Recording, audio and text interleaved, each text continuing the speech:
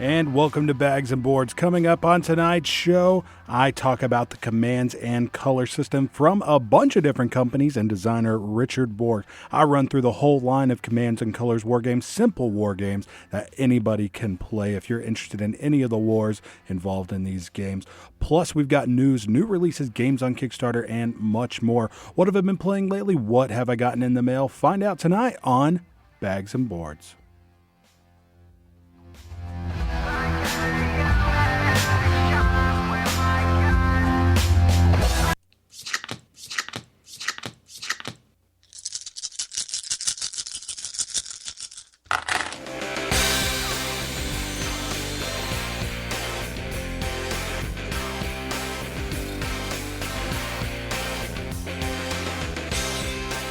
And welcome to the show, everybody. I'm Lance McFarland, flying solo today. D. Clark is not with me today, but we've got a fun show planned for you today. If you don't know, Bags and Boards is a weekly board game review and discussion show here on KXTR 100.7 The Planet. For everybody listening here in Stephenville on 100.7, welcome to the show. Or if you're listening online at kxtr.com, also we're at we are at soundcloud.com/bagsandboards.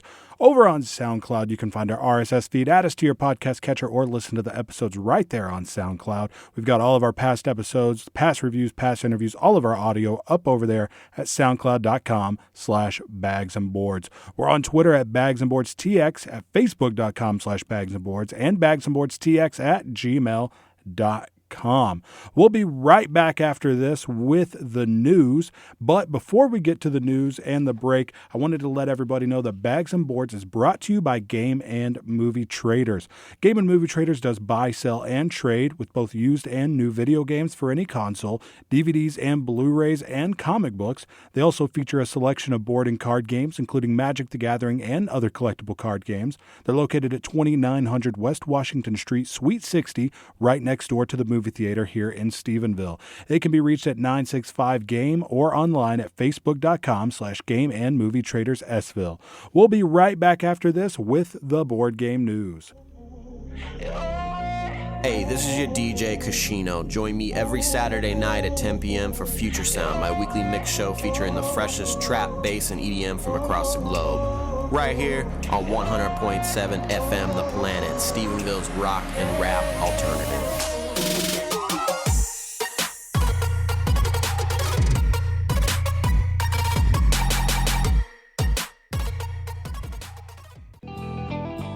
Blue-Eyed Buffalo would like to welcome back TSU students to Stephenville with memory foam pillows and bamboo sheet sets to ensure a full night's rest for the busy student. The Blue-Eyed Buffalo at 150 College Street and the Blue-Eyed Buffalo 2 at 970 Lincolnville Highway have been furnishing dorms, homes, and apartments for years. More information can be found by searching Blue-Eyed Buffalo on Facebook. The Blue-Eyed Buffalo, furniture, Texas style. And welcome back to the show, everybody. I'm Lance McFarland. Like I said, I'm flying solo today. No D. Clark with me today, but that's okay because I am talking about commands and colors. Commands and colors, it's an interesting thing. It is a game system. It's a war game system, but it's a very introductory war game system that can, from game to game, can escalate or decline in complexity. There's everything from Memoir 44, which is really simple, up to things like Samurai Battles, which add a lot more complexity. I love heavy games. I love heavy war games, but Commands and Colors just does it for me. I've had more fun playing Commands and Colors than almost any other game. With my old co-host Lair, we have a ton of fun playing Commands and Colors. I played most of the games, but I just want to run down everybody the Commands and Colors line so you can make the decision if you want to try it out or not, and which game you're interested in trying. Maybe based on the complexity, maybe based on what's in the game, or maybe just based on a war you have more interest in than another. So we'll talk about that later in the show, but before we do that, it is time for the news. So the first thing is just an interesting little thing. NASA released a statement relating an asteroid to the dice used while playing Dungeons and Dragons. And if you look at the asteroid, it's kind of shadowy at the bottom, but if you can make out the bottom part of it, it does sort of look like, say, a D10 or a D12. And there are I think they said there are boulders on the asteroid, so it almost does look like the pips on a die also. Pretty interesting. Go check out those pictures if that sounds cool to you. Bezier Games announces a social deduction word game set in the Ultimate Werewolf universe called Werewords, being released in June. I've got One Night Ultimate Werewolf at Home. I played it a few times. It's kind of fun. It's not my favorite style of game. Social deduction games are games I like okay, but they're not my favorites. But I do like word games, so I'm interested to see the reviews on this one to see if it's something I would be interested in myself. Hobbit Games has announced an expansion to Adventureland called King and Princess that adds 3 new adventures. This isn't a game I've played, but it's definitely a game I would like to try out. It's by Kramer and Kiesling, one of my favorite design duos. I love a lot of their games, and them doing a game at Hobbit, this is Hobbit a couple years ago doing an experiment to get into the family weight game market rather than just the children's game market that they've always been in. And it must have done pretty well. Adventureland got really solid reviews and now getting an expansion called King and Princess. So everybody, WizKids has released the second set of Teenage Mutant Ninja Turtles Dice Masters called Heroes in a Half Shell. This new set is another standalone with no booster packs. The first Ninja Turtles set was their first test into that market, not doing booster packs, just doing a set that was one and done. Everything comes in the box. The first set I got, I haven't played Dice Masters in quite a while, but I definitely have a lot, and I'm excited to play it with my son when he gets a little older. And I think the Ninja Turtles one is going to be the best introduction into that. It's the most kid-friendly in both theme and in the mechanics in the game. And the first one for me as a player of Dice Masters, not a hardcore player, but a player nonetheless of Dice Masters, was not my favorite Dice Masters. There was just some things about it that just felt too light, and there weren't enough characters in the game to really do anything with. But now with 8 more characters added into Ninja Turtles Dice Masters, along with more basic actions, it finally seems like this could be something to open it up. I haven't bought any Dice Masters in a long time and don't really plan to unless they just do something really awesome like indie comic books or G.I. Joe. But as long as it just keeps being DC and Marvel, I'm not really interested anymore. But I think I am going to grab this one just to add it to the old Ninja Turtles set, because I think it will be really good to play with my son with this set in particular. I'm a big fan with Dice Masters of playing a set by itself.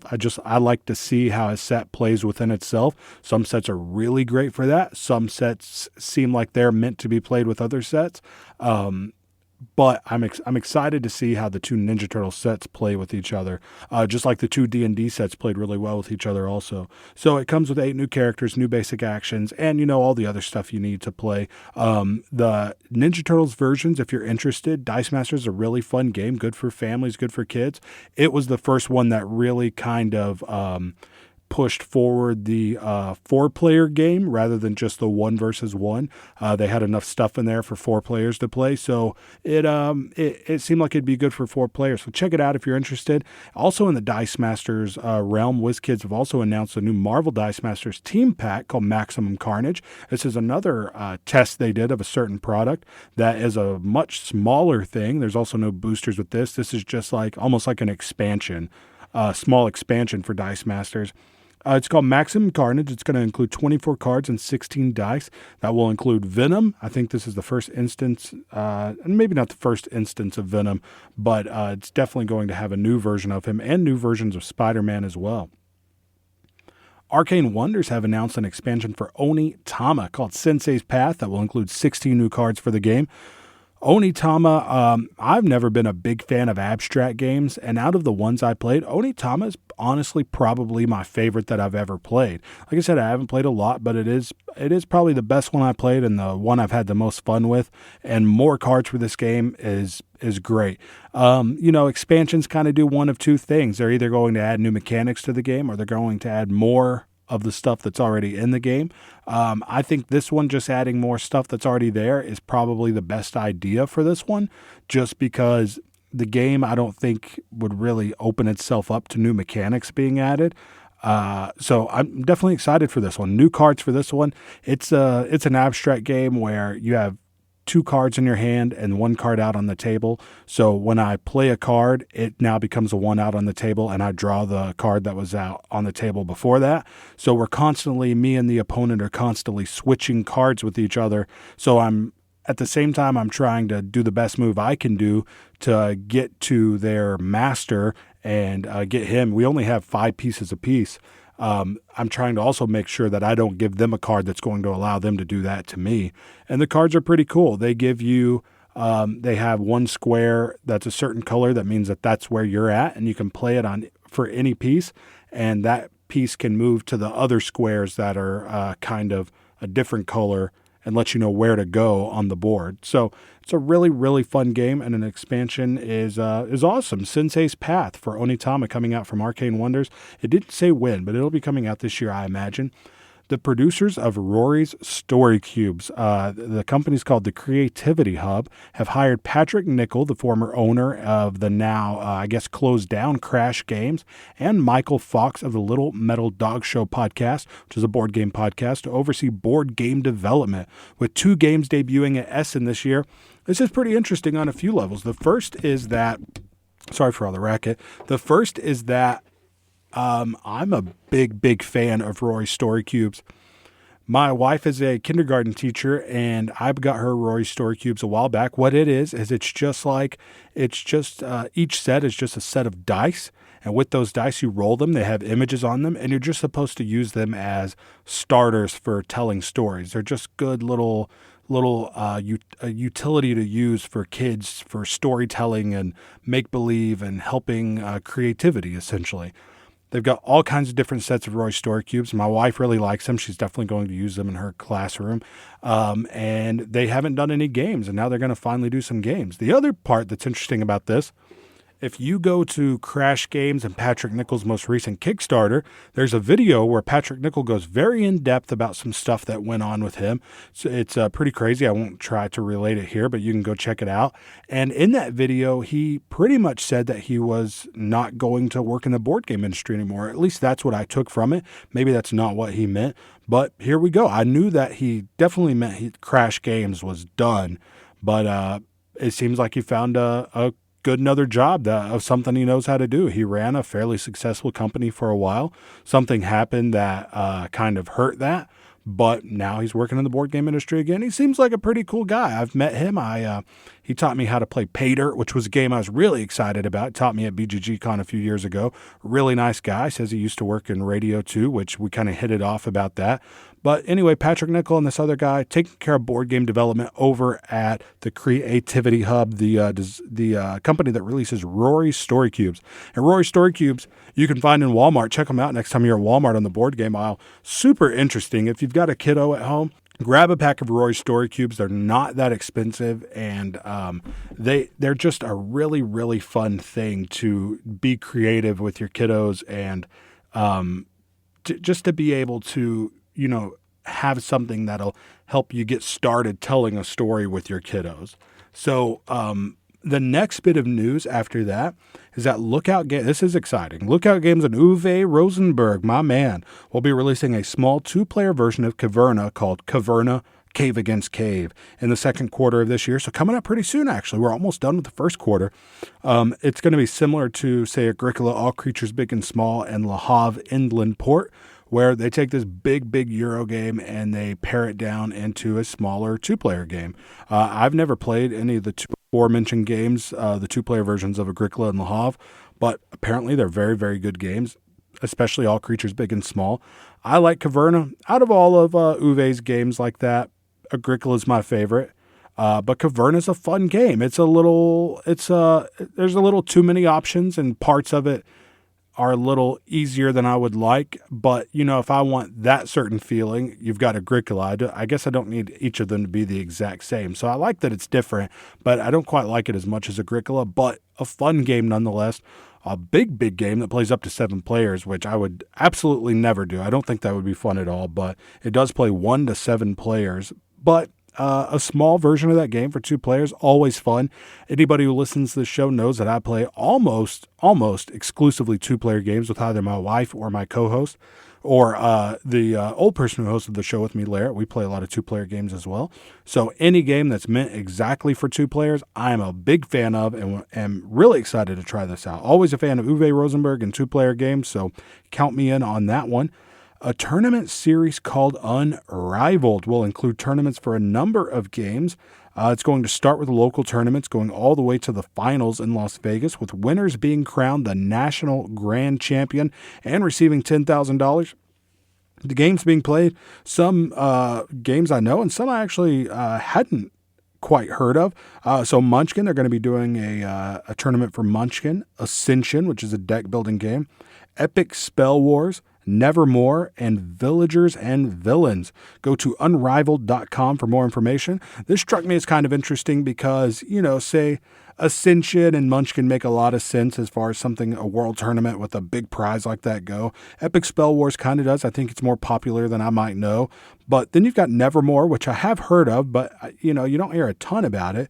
And then Villagers and Villains. It seems like a big tournament and a big prize for a game that doesn't seem to have a ton going on for it. But maybe there's something going on with it that I don't know about. But anyway, those games are going to have a big tournament with the finals in Vegas, big prizes. So check that out at unrivaled.com. So there's also a tournament to find the best Magic the Gathering card. This is kind of crazy. I played a good bit of Magic the Gathering in my life. My wife and I have a couple of starter decks at home that we might pull out here and there, I guess, if we ever felt compelled. Not a big fan of building up my own decks of anything. I personally like to spend my time playing games, not preparing to play games. That's just me. A lot of people love that, of course. I mean, Magic is probably the biggest game there is, right? It's almost a thing responsible for keeping board game shops open. But this is kind of cool. I don't think I would be a part of this because I don't know enough about it. But there's a tournament to find the best Magic the Gathering card. 41 cards got first round buys, and that's made for a single elimination tournament with 16,343 cards. There's going to be 32 matchups each day, and they're currently right past match 100, I think around 106, 108, something like that. And this is going to take about 2 years to complete. So a big tournament. It's going to take a long time. So you can vote every once in a while. You can not vote and just watch it. Or if you don't care, I guess don't pay attention. Or you can go vote every day. I'm sure there's going to be people that vote every single day. And if you're passionate about Magic, why not? If you're passionate about certain cards that maybe other people aren't and you want to see it go forward, I mean, get some people behind you to get that card voted as best. I don't know what's going to happen to the card that's voted as best. Maybe Wizards of the Coast will get behind this tournament somehow and do like some special printing or special promo version with new art or something, which would be cool. I mean, this is just all conjecture here, but, Wizards of the Coast getting behind something like this here and, say 18 months when the tournament is a few months away from ending would be pretty cool. But if you're interested, head over to mtgbracket.tumblr.com. That's mtgbracket.tumblr.com to vote. Okay, AEG has announced a new version of Love Letter based on H.P. Lovecraft's universe called Lovecraft Letter. So, good name. It's interesting that this hadn't been thought of before. It's I always think it's interesting. Like Love Letters had so many versions printed. I mean, from Adventure Time to Archer to The Hobbit, all kinds of different versions printed of Love Letter, which I say go for it. I don't have any sort of problem with all the different versions of Love Letter, just because if Love Letter is such a good game to get people into playing games, I mean, you've got things like, Catan and things like that, but as far as just something people can just feel like they can manage when they're first learning to play games, it's really good for that. I mean, even my boss and his family play Love Letter. I got them the Christmas version of Love Letter for Christmas a couple of years ago, and they play it and love it. I mean, it's a game anyone can get into. And then if that strikes you and you're more interested in playing games, you can then go on to the next thing and the next thing. But why not have, if Love Letter's sitting on the shelf and I go, Love Letter, that's interesting, and pass it up. But if Batman Love Letter's on the shelf, I might go, oh, Batman, and that might compel me to get it. Or if I love The Hobbit or Archer or Adventure Time, anything that could compel me to pick this up if I wasn't a gamer or was thinking about playing games and then maybe get into games is pretty cool, I think. I don't have any problem with it. This one I don't have any problem with either, but I am kind of interested in the fact that there was another game a while back that did this too. Cthulhu is such a popular thing to do games with. I mean, I've read almost, I think, every single H.P. Lovecraft short story. I'm not a big horror fan, but I'm a big fan of his turn-of-the-century horror, few different universes. He definitely wrote about other things more than Cthulhu, which is what interests me. I mean, Cthulhu is such a hot property. It's always interesting when they don't call something Cthulhu, not Love Letter Cthulhu, because that's a name that can make people go, oh, Cthulhu. Lovecraft, the word Lovecraft or the name Lovecraft doesn't quite hold as much, I guess, retail weight as Cthulhu does. So it's always, I always find it kind of fascinating when they go the Lovecraft route with the name.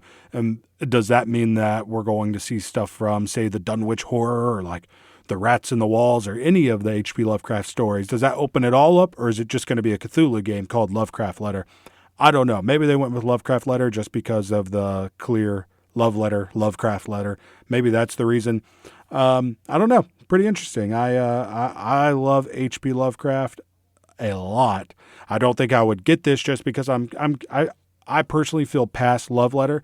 Not saying that any game's too simple to enjoy, but I'm wanting to play, not all meaty games, but meatier than Love Letter. But this wouldn't be a bad version to just sit down and try, at least, as much as I love H.P. Lovecraft. So anyway, that's coming out at some point, Lovecraft Letter from AEG. Last bit of news, guys, is that Capstone Games and Quinid Games, I believe is how you pronounce it, have partnered together for Capstone to release all of Quinid's titles in North America. These will include Carson City Big Box, American Rails, La Cosa Nostra, and more, including all future games. Capstone Games has been releasing a lot of stuff, a lot of U.S. versions or American English language versions of German titles and titles from other countries, which is awesome. It's an awesome service because, I mean, to import games like this is really expensive. So when companies in the U.S. go out and get these printed and you can get them for a reasonable price and they're not difficult to get, it's always really cool. So the fact that they're making big partnerships, I mean, with companies like Capstone and there's one more that that it's right on the tip of my tongue, and also like Stronghold does tons of these partnerships and I mean, releases great Euro games all the time. With companies like this doing this, it's just like easier and easier to play really awesome Euro games that would have been hard to get in the past. I got to say also, there's a game I really liked when I played it. I've played it once only, called Lignum, and Lignum is going to be released by a company in the United States. If you hear me typing, I'm trying to find what company is releasing Lignum, but they're going to be releasing it in the United States, and it's just like I would have never expected the game Lignum to be released in the U.S. by any company, but it's going to be. So I mean, it's just cool. Oh, it's also Capstone Games releasing Lignum, so that's coming out. Capstone clearly doing an awesome job. They're the ones that also released, I believe, the Cole trilogy, and they are maybe the ones that did Arkwright. They've been doing a lot of games here in the U.S. Let's check it out and see. They did, Arkwright, Hashable Connect. They've got this big partnership with Quinid Games and also doing the U.S. print of Lignum. Capstone Games, if you're a fan of heavy Euros, they are a company to keep an eye on. They're clearly passionate about bringing good Euro games to market, and I'm also really excited to see when they start, signing games themselves that aren't just English prints of other games, but actually bringing games to market themselves that haven't been released anywhere else yet. It seems like they've got good taste for people that like Euro games, so it seems like something they're probably going to be pretty good at, Anyway, so let's talk about Kickstarter. Our Kickstarter segment's usually kind of short. We usually talk about 1, maybe 2 games on Kickstarter. This week we've got 3, and I think they're all 3 at least interesting. The first one is something I'm really excited about. A couple of years ago, Rado from Rado Runs Through. He did a run through and a review of a game called Dogs. And this game was only available in Brazil, hard to get your hands on. He just happened to get it sent to him.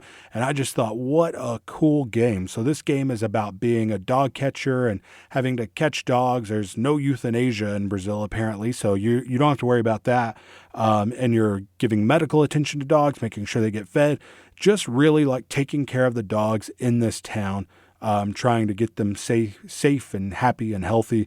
And I'm a big dog lover, so the theme of that just really got me. A cool little nice family weight Euro game with such a cool theme, but impossible to get. Looking through Kickstarter the other day, randomly stumble across. It looks to just be a guy. It might be a company, but I couldn't find a company involved. I think it's just somebody who partnered with this company and is going to be bringing it to the U.S. It's on Kickstarter as Dogs Board Game. Like I said, originally released in Brazil in 2013. It sold out of 3 printings in Brazil. This is an English language translation with enhancements to the components and a revised 2-player variant. So apparently the 2-player game has gotten some enhancements as well. It's almost funded. Actually, I wrote this yesterday. I said almost funded. I got an update on it today that said it actually is funded. So it's funded with, if you're listening to this on Wednesday, 21 days to go. So you've got a few weeks to get in on it. The game is only $29. I mean, I love a Kickstarter when I see the price and it's $29. I think it was $36 maybe, or maybe $39. I think the shipping was $10 actually. So $39 after tax. That's still a good price for a board game actually. The only other options are $100 options. And if I had a spare $100 laying around that I just felt like throwing at this, I would absolutely do it.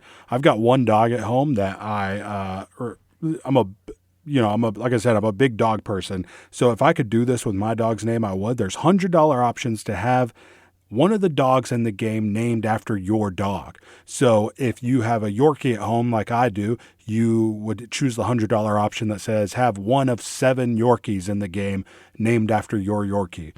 So that's really cool. If you're interested in getting your dog's name, or I guess any name you want, as one of the dogs in this game, there's all different sorts of breeds down to mixed breeds as well. There's $100 options for that as well. But $29, $10 shipping, just for a really cool looking game. Go watch some reviews about it. It looks awesome. I'm really excited about it. And I'll say I don't kickstart a lot of games, and I kickstarted this one. I didn't even really think about it. It's just, it almost seems like a game that might not get, one of those Kickstarter games that might not get a full, retail run after it's on Kickstarter. So it seems like if it's something you're interested in, it might be good to get in on the Kickstarter. Cool theme, nice family weight game. Going to be awesome for families to play about something just really cool. Really excited about that. Look up Dogs Board Game on Kickstarter. The next thing is Munchkin Shakespeare from Steve Jackson Games. $130,000 funded of a $30,000 goal with 24 days to go. This is the first Munchkin Kickstarter. Steve Jackson Games has done a few Kickstarters. I believe this is their 5th, but it's always been for kind of their ancillary stuff, ogre-related stuff, their big, infamous ogre project with that gigantic box with 1 billion stretch goals from quite a few years ago, some ogre miniatures, and then some Car Wars-related stuff. But this is the first one of their main line of games that they've done a Kickstarter for, and it's interesting to see a company as successful as Steve Jackson Games going the Kickstarter route. I've never been bothered by that. I think if you want to use Kickstarter. That's just me personally. Some people don't like when successful companies that can afford to have a game printed use Kickstarter. It's almost using it as a pre-order system. But I think go for it, but it's just interesting that they've decided to do it. So it's a Shakespeare-themed version of Munchkin, just like all the other themed versions of Munchkin out there. So the last thing is called Treasure Decks for 5th edition.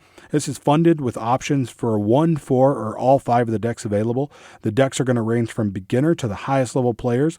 And what these are is they're decks of cards that are going to help you determine treasure drops, loot drops when you're playing Dungeons & Dragons 5th edition. So if I kill a certain monster or a certain bad guy in Dungeons & Dragons, the dungeon master might draw one of these cards, and what you do is it's got 3 options. You roll a d12 and say you get 1 through 6. You're going to get this the least amount of treasure on there. And then if you get 7 through 11, you're going to get better. And then if you roll a 12, you're going to get the best treasure available. And it's just a way to kind of generate treasure. It kind of tells about the treasure thematically. Like you find a pair of boots with wings on the ankles. Like it tells it almost in story terms. And then it says winged boots. And I think it might even tell you the page number that it's on in the monster manual or in the player's guide or wherever it is. But really cool. If you play a lot of 5th edition, it's just a good way to do some randomized treasure. So go check that out. Treasure decks for 5th edition. So guys, I did play a lot of games this week. We were originally going to talk about Orleans from Tasty Minstrel Games. Not going to be talking about that today. We'll be covering that next week. But I did get a game of Orleans in, and I got to say, I'm a big fan already. We didn't even get a full game in, but man, it's as good as people have said it was. A cool bag building game where you're throwing different characters into a bag, using them to do certain actions. Really awesome. Really excited to play more Orleans this week. New board game releases and release dates. A lot of good stuff coming out and has come out in the last week. In February, we've got Keyflower re-release from Game Salute and Richard Breeze. Also in February sometime, They Who Were 8 from Passport. This almost looks like Between Two Cities, where you are in control of 2 different deities, and then the person to your right is helping you with one of those. The person to your left is helping you with the other one. And almost like you're trying to have the best 2 while you're hoping that, the person to your right, that the person to their right isn't doing that good so that they don't have the best 2. It's, I don't know for sure, but it seems a lot like Between Two Cities from Stonemaier Games. February 22nd, New York Slice from Bezier Games and Jeffrey Allers. Jeffrey Allers, really cool designer. He's the guy who did the Alia Iacta Est, and I believe this is an auction game. Kingsport Festival, the card game, is out from Passport Game Studios. It's a dice selection game.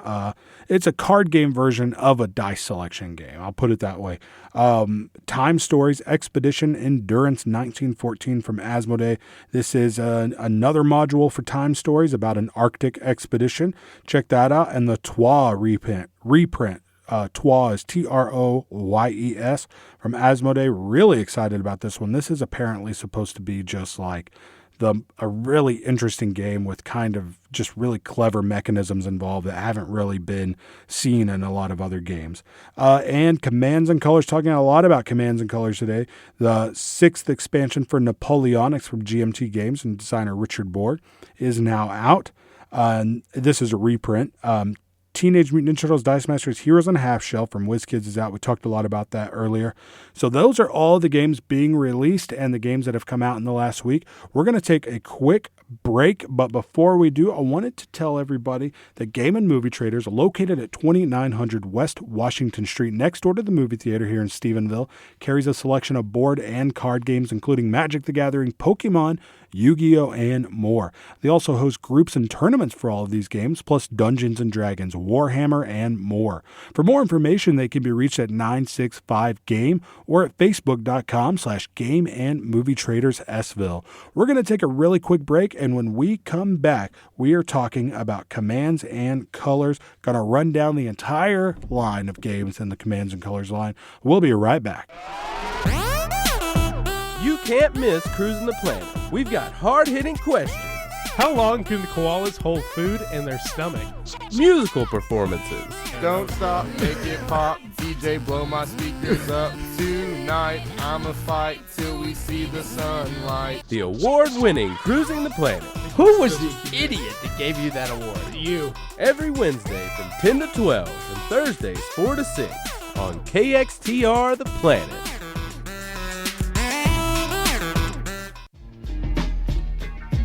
KXTR 100.7 The Planet is proud to announce the opening of Texan Tattoo at 1280 West Washington Street, directly across from the Tarleton campus. Texan Tattoo offers Tarleton students and Stephenville residents a variety of services to meet their tattoo or body piercing needs.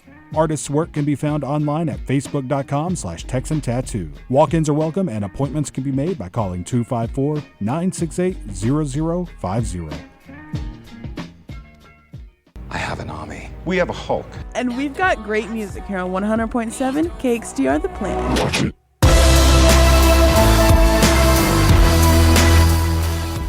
All right, everybody, welcome back to the show. I'm Lance McFarland. If you're just joining us, you're listening to Bags and Boards here on KXTR 100.7 The Planet. Bags and Boards is a weekly board game review and discussion show here on the planet, and today we're talking about Commands and Colors, one of my favorite game systems of all time. Well, actually, as far as systems go, probably my favorite game system there is. I'm a big fan of the BattleCon system from Level 99. If you want to consider Uwe Rosenberg's farming games a system, which I guess it kind of is, since he's used kind of the same-ish mechanisms, it's just worker placement essentially. And that might be my favorite, but as far as a system goes where multiple games have been released based around the same mechanisms, but slight variations on those mechanisms, Commands and Colors is really it for me. There's been a lot of games on the Commands and Colors line.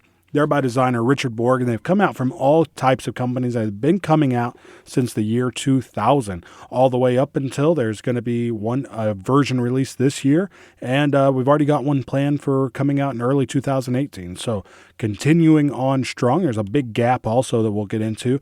So Richard Borg's Commands and Colors is a simplified two-player war game system, which at its core uses command cards and battle dice and has a board that is split into 3 sections. So command cards include section cards that allow you to order units in one or more of those sections, and tactics cards, which give various special attacks. So those are going to be your command cards. Various Commands and Colors games have added other features to the games, which we'll get into. And each game will come with a series of units, including basic units, leaders, large units, cavalry, etc. All kinds of different units, depending on which game you're playing. And a game will consist of rules for each unit and new terrain types added into the game. It will include a certain number of scenarios covering the war being covered in the game, or various battles and campaigns from the time period being focused on in the game. So a lot of cool stuff going on in Commands and Colors. We're going to talk about all of the games that have come out in the line, and the reason we wanted to do this is just to kind of tell you what it's like, what you can expect from each one of these different games. I've played a good bit of them. I haven't played all of them, but I know a decent amount about them. But I kind of want people to, see if you're interested based on what we talk about today. And then after that, I just kind of want you to see, hey, if I am interested, what weight of game am I looking for? They're all pretty simplified war games. I mean, none of these are going to be big, heavy war games that you think of when you hear war game. They're all going to be very easy to get into, but some of them might have some barriers to entry for one reason or the other, or another. Or you might just be interested in a certain war. If you're a big World War II fan, Memoir 44 might just be the way to go. If you're a big fan of ancient warfare, then Ancients might be the way to go. But we're going to talk about all of them. See what you think. See if you're interested in any of them, and shoot us a message over at bagsandboardstx on Twitter. If you have any other questions based on Commands and Colors that we could answer for you, we're also at facebook.com/bagsandboards and bagsandboardstx@gmail.com. Let us know if you have any questions about any of these games. So let's get into it. So the first game released in the Commands and Colors line is Battle Cry, released in the year 2000 from Avalon Hill, which is part of Hasbro. This game covered the Civil War and used the system that would eventually become the Commands and Colors system. This is the version of Battle Cry that I have. I don't have the version that we'll talk about here in a little bit. I've played this one. I haven't played a full game of it. It's not my favorite of the Commands and Colors games. It is definitely early on, and I like the stuff that's been added in since then. So Battle Cry is just good to talk about because it kind of started us on this path, right? The next game that came out is Memoir 44, released 4 years later in 2004 from Days of Wonder. And what we all know about Days of Wonder is that they care a lot about component quality. So Days of Wonder was going to release a really, high quality version of Commands and Colors. This game covered World War II. So Memoir 44 has had more than 20 expansions, including Overlord, which combines boards to play up to 8 players, and expansions covering battles and other themes more in depth. The most recent expansion is the Battles of Kalkin Gol. Last year's expansion scenarios were available online for free. So they've done all kinds of stuff, from bigger expansions to smaller expansions to even stuff like the thing that came out, it might have actually been 2 years ago, but that, you could go to Days of Wonder's website and just download scenarios. It used the pieces already in the game, and you're just downloading free scenarios. That's what is so cool about Commands and Colors. When you get the game, you're going to have two people playing on either side of the table, taking on one of two forces. And, say in Ancients, these pieces that I have might represent the Romans, or they might represent barbarians. Whatever the scenario calls for them to represent, that's what they represent. And we're going to be fighting back and forth, trying to take control of certain areas of the board, run operations. But, the thing about Commands and Colors that makes it pretty interesting is your opponent does know what units you have and where they're at. Other than other block war games, have a blank side that your opponent sees, so it creates a fog of war there. The way this creates the fog of war is just that I've got a hand of cards. You don't know what units I'm going to order, but that's really the fun part of the game. I'm not a huge fan of luck in games, but I do like the card system and even the dice in this game. But some of my favorite versions of this game allow you to roll even more dice, and we'll get into that a little later. So just know, at its core, Commands and Colors is a simple war game system that really took war games and said, how can we make this fun? Because Commands and Colors is definitely fun. Some of the other war games, I have a great time playing them, but I wouldn't say that they're just outright fun games to play. They're really interesting or strategic or give you other feelings of gameplay, but Commands and Colors is just the most fun war game system that I've played myself. So the next game that came out in 2006 was Commands and Colors Ancients. And Commands and Colors Ancients is definitely, depending on what day, is either my favorite, second favorite, or tied for my favorite version of Commands and Colors. It's from GMT Games and was released in 2006. And it covers ancient warfare from 3000 BC to the year 480. So the interesting thing to note about the Commands and Colors system is that you're going to be getting various things. In Memoir 44, which I played Memoir 44. Memoir 44 is probably the lightest version of Commands and Colors that there is. So if you're looking to really get in on the ground floor, Memoir 44 is probably the easiest to get into. Like I said, it's World War II combat, but it includes smaller little miniatures that just come straight out of the box. No putting them together, no anything like that. But what Commands and Colors Ancients is going to do different is that it's going to include blocks. You might think that miniatures are better than blocks, but for me, I'll take the blocks of Ancients over the smaller miniatures any day. It just works somehow. I love block war games, and the way this does blocks for a simple war game is really cool. Your units are going to be pictured on the blocks, and you're going to move, say, a unit of 4 blocks every time you move that unit. So this was released in 2006. It covers ancient warfare. It's had 6 expansions covering everything from Greece and the Roman Civil Wars all the way to barbarians. And Commands and Colors Ancients is a great game. I've got every single expansion released for Commands and Colors Ancients. I played the first few, and as much as I've played the games, I don't know how I will ever get through every single scenario in these games. My favorite thing about playing Commands and Colors is that you sit down, you get out all the pieces, you pick a random scenario, or you can play straight through and try to play all of them from one particular game, and you go for it. The really only negative kind of barrier to entry for Ancients is that you're going to have to sticker the blocks. So you've got some of these games where you open the box and you just go. You've got some where you're going to be putting miniatures together, and you've got some where you're going to be stickering blocks. So if you're looking to try this out in its most simple terms of just getting the stuff, opening the box, going for it with the most simple rules, I'd say Memoir 44 is probably going to be the way to go. But if you don't mind stickering, honestly, a lot of blocks, then Ancients is a really good direction to go in. Ancient warfare is really interesting to me, and this really is one of my favorites. The next one that came out is Battle Lore. So Battle Lore was released in 2006 by Fantasy Flight, and it featured historic medieval scenarios supplemented with fantasy creatures among the ranks for British and French soldiers. So this one, we'll talk about the second edition later. This one isn't talked about much anymore because the second edition just was a clear improvement over the first edition and said, oh, people were expecting fantasy creature battles out of this, where this one is really like, more medieval with some fantasy creatures. So we'll get into the second edition here in a little bit. The Battle Lore first edition, unless you're just a diehard Commands and Colors collector, you're probably not going to ever come across the first edition of Battle Lore. The next thing is Commands and Colors Napoleonics, which I have not played myself, but I think it's fairly similar to Ancients. It's also from GMT Games, also going to be a block game that you're going to have to sticker.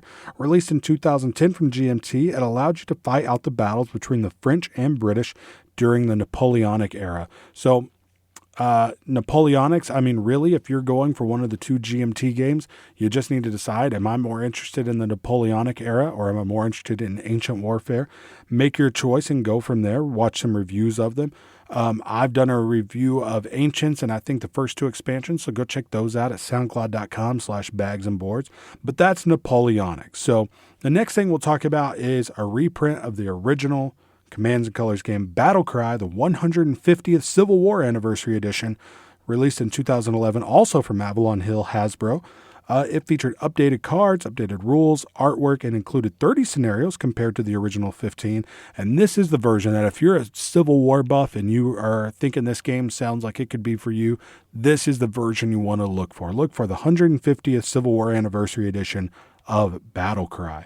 So it's also going to include just miniatures you don't have to put together. Also, not that difficult to get into, just like Memoir 44. But now, after that was 2011 and 2012, we're going to see what on any given day could potentially be my favorite, and probably honestly over Ancients is my absolute favorite. The unfortunate thing about this game is the really large barrier to entry. This one probably has the biggest barrier barring people from wanting to get into this game. I've seen the least amount of reviews of this game than any other Commands and Colors game. We've got a review of the base game and the expansion up on our SoundCloud page, soundcloud.com/bagsandboards. Go check it out. Or you can Google Samurai Battles Review. We're on the first page of results on Google. Like I said, there haven't been a lot of reviews of this game, and it's pretty random. It's definitely one of the more interesting releases in this line. So Samurai Battles was published in 2012 by Zvezda Games, which is a Russian board game company. They have a U.S. division, but it was released by, a Russian company through their U.S. division. The owner of that company, his name was Konstantin Krivenko.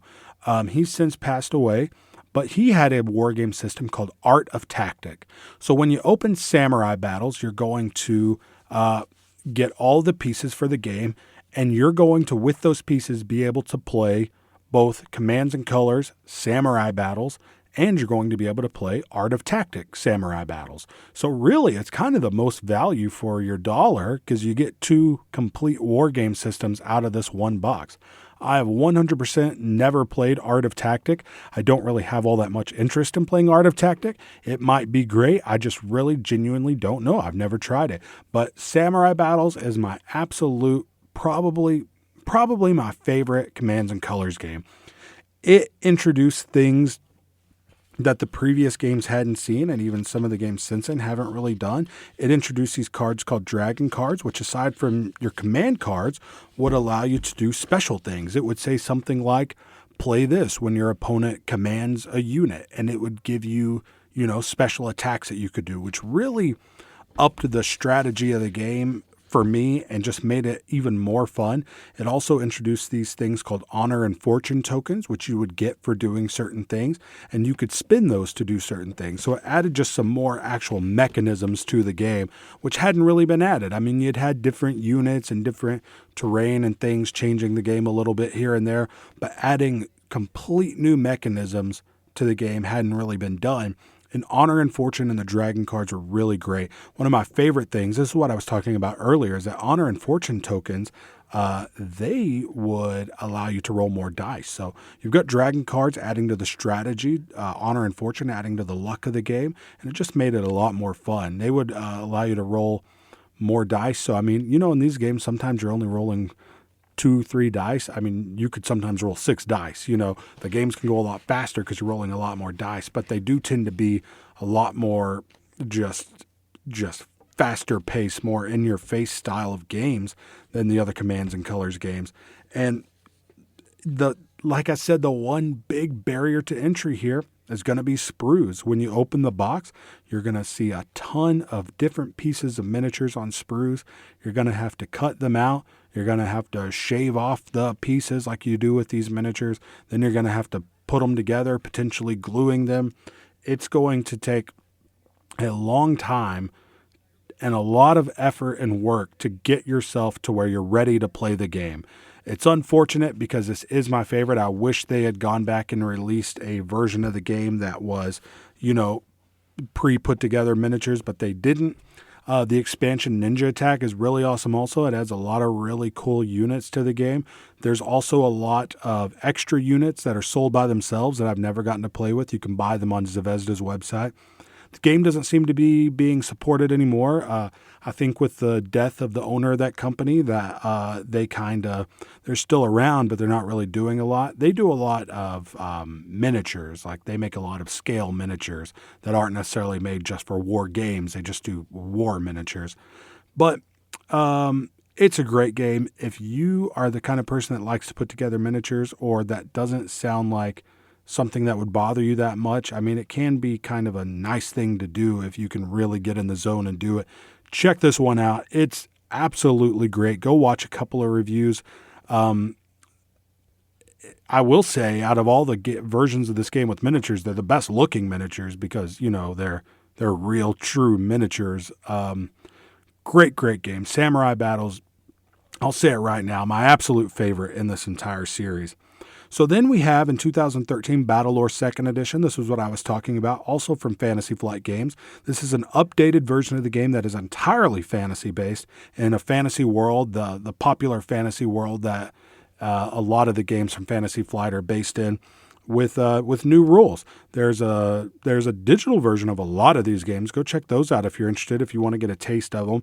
I know The Great War has a digital version. GMT's releasing some digital versions. Battlelore has it. People love Battlelore. I've never played it. It comes with miniatures. It's fantasy based. It's the only one that's not based on a real war. I know there's a sci-fi one coming out in the next few years, but it's really cool. If you like fantasy, Lord of the Rings style high fantasy, this might be the one for you. Battlelore 2nd Edition. So before we get to the more recent games in the series, we're going to take a quick break. And before we do, I wanted to let everyone know that Circle A Skate Shop is located inside of Game and Movie Traders in Stephenville, next door to the movie theater. They offer skateboards and longboards and carry accessories, including trucks, wheels, skate videos, and more. Information at 965-GAME or by searching Circle A Skate Shop Stephenville on Facebook. We're going to take a really quick break. When we come back, we'll run down the more recent releases in the Commands and Colors line and future releases in the series as well. And we will be right back. Listen up, all you fashionistas. Tarleton is now offering a new minor in fashion. Classes include fabric fundamentals, fashion industry, apparel development, fashion history, and fashion forecasting. This new minor is open to all majors and there are no prerequisites. For questions, contact Dr. Blaylock at kblaylock@tarleton.edu. Bringing you all the latest rock hits, KXTR 100.7 The Planet. All right, everybody, welcome back to the show. Time to talk more about Commands and Colors from designer Richard Borg. We've gotten through most of the past releases all the way up to Battlelore 2nd Edition. Now time to talk about World War I. So far we've covered the Civil War, we've covered World War II, we've covered ancient warfare, we've covered fantasy warfare, Napoleonics, and ancient samurai warfare. And now it's time to talk about World War I with the game that came out a couple of years ago called The Great War, released in 2015 by a brand new company, PSC, the Plastic Soldier Company. This was their first board game that they released, and it included miniatures on sprues, but they were mostly fully assembled with a couple of units needing some assembly. But Well, you had to cut them out, and that's not necessarily the easiest thing in the world, especially if you're way detail-oriented. When I cut them out, I don't worry that much about shaving them down. If these miniatures, if you're a miniature snob, which is okay, they were kind of brittle, and the tips of the guns would break off if you weren't really careful. And I'm not really careful about things like that, but that stuff doesn't really bother me all that much. I don't mind if a few guns are missing on the miniatures. I'm more worried about the gameplay myself. But The Great War was their first board game. The units were all different kinds of units, but this was focused a lot on trench warfare, which is pretty cool. It includes combat cards, which are similar to the dragon cards from Samurai Battles, which is great. And it also adds newer features to the game, including rules for terrain that include wire, craters, trenches, rubble, bridges, and damaged bridges. And what the really cool brand new thing they added was offboard artillery. So offboard artillery included a targeting hex. You would put this hex onto a square with enemies units on it. It would take out those units, or you would roll dice for those units, and you would roll this extra die to see which hexes around that targeting hex that it would hit. So it would have kind of this blast radius to it also, which was really fun. The offboard artillery in this game is really great. It's since had an expansion called Tanks, which comes with fully put together miniatures that don't need to be cut out. There's 6 tanks for the British and German troops, new terrain, tank crew miniatures, and tank combat base scenarios, and rules for onboard artillery. So that game's a lot of fun. I've got that game. I played it a few times. Another one of my favorites in this line. A lot of fun. I think PSC did a great job. They were also supposed to release the next game that's coming out this July called The American Revolution. Commands and Colors Tricorn, The American Revolution. They're not going to be releasing that. Instead, it'll be coming from Compass Games. It's going to be a block game, just like the ones from GMT. It's going to include a combat card deck that's different for each force, so kind of taking that dragon card, combat card thing, but making them specific decks for each of the different armies, which is a pretty cool idea, right? There's already an expansion plan featuring the French army and the Battle of Brandywine, which is awesome. So really excited about that one. You can pre-order it. It's pretty pricey, but it's on Compass Games' website, and I'm definitely grabbing that. And then early 2018, back to GMT, they're going to be releasing Commands and Colors Medieval. It's going to be a block game, of course, and will feature some advanced features to past Commands and Colors games. It'll include the Byzantine Empire, Persian forces, later Moorish forces, and expansions planned coming out at a later date that'll cover more territory, more battles. There's images of the game. They seem to show tokens, which might be similar to Honor and Fortune, I don't know, from Samurai Battles. I hope they are. I love it that the complexity of these games keeps raising, that they're adding new cool things. I hope I've given you a good overview of the Commands and Colors line. There's a lot of options. Like I said, get with us on Twitter, get with us on Facebook, email us. We're at bagsandboardstx, facebook.com/bagsandboards if you have any questions. I'm going to make some suggestions. If you want the lowest barrier to entry, Memoir 44 is a way to go. Get into the system. It's got tons of expansions. It's easy to get into. Pull the stuff right out of the box and just go for it. But if you're an experienced gamer and you want some more complexity, I think Ancients is the way to go. Or if you don't mind the miniatures, maybe Samurai Battles. The Great War is also awesome. So make your choice. I hope I've given you just some good basic information. We're going to do this sort of thing with a few different gaming systems, kind of run down all the games in those systems. And I hope we've given you a good lead to what might be your first or next Commands and Colors game. Bags and Boards coming to an end for another week. I hope everybody enjoyed the show. No review this week, but we talked about a lot of cool games. I love Commands and Colors so much, and I hope everyone found it interesting, and I hope you're interested enough to go out, try out a Commands and Colors game, at least go look up some more information about them. We'll be back next week. We're talking about Orleans from Tasty Minstrel Games next week. And before we go, Bags and Boards is brought to you by Game and Movie Traders, located at 2900 West Washington Street, Suite 60, next door to the movie theater. Game and Movie Traders does buy, sell, and trade for both new and used video games. They offer both new and classic video games for all systems. Information can be found at 965game or at facebook.com/Game and Movie Traders Sville. We'll see everybody next week, where we'll be talking about Orleans from Tasty Minstrel Games. And until then, we'll see you later.